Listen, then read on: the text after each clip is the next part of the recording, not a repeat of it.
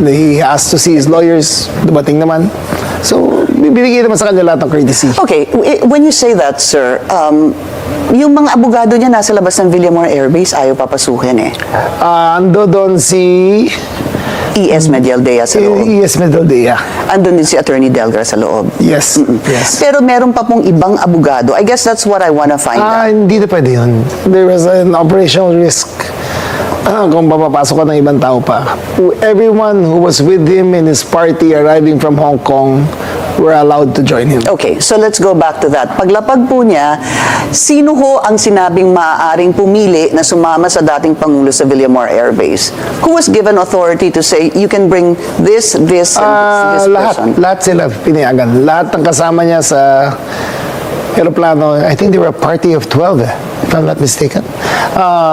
Sumama sa coaster at sumama sa Villamor. Lahat po yun? Lahat sila. Wala pong naiwan? Walang naiwan. Okay. And was that the plan from the very Yes, beginning? from the very beginning. What was, and who was really on top of this? Kayo ho ba? Because during the press conference of the President, it was you and the President. Yes. So ikaw ho ba nagplano ng lahat ng ito? Hindi naman. It was a group effort.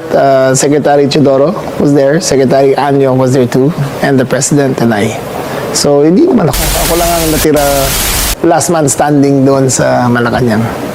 Kasi Secretary Chidoro was working out of his office sa Camp Aguinaldo. Secretary Anyo, of course, his specialty is intelligence. So, he was gathering all the information in his source, in his location. So, ako lang ang nasa Malacanang. Was it a little odd or hard, I guess, for Secretary Anyo, sir, knowing that, of course, he was I think so. part of the I think he still shares some affection for the former president. They had a very good working relationship. But he's a professional. He is a soldier and he's a gentleman. So he served this role, and the information that he gathered and shared was very reliable. And Such as, or is there anything you can share? the conversations on whether or not they would go home.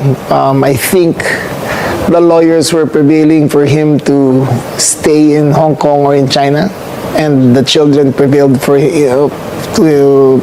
on him to go home. Ibig sabihin, yung mga lawyers po sinasabi kay dating Pangulong Duterte. Parang gano'n ang lumalabas sa mga sources. Sources from Secretary Anyo? Sources ni Secretary Anyo. Opo.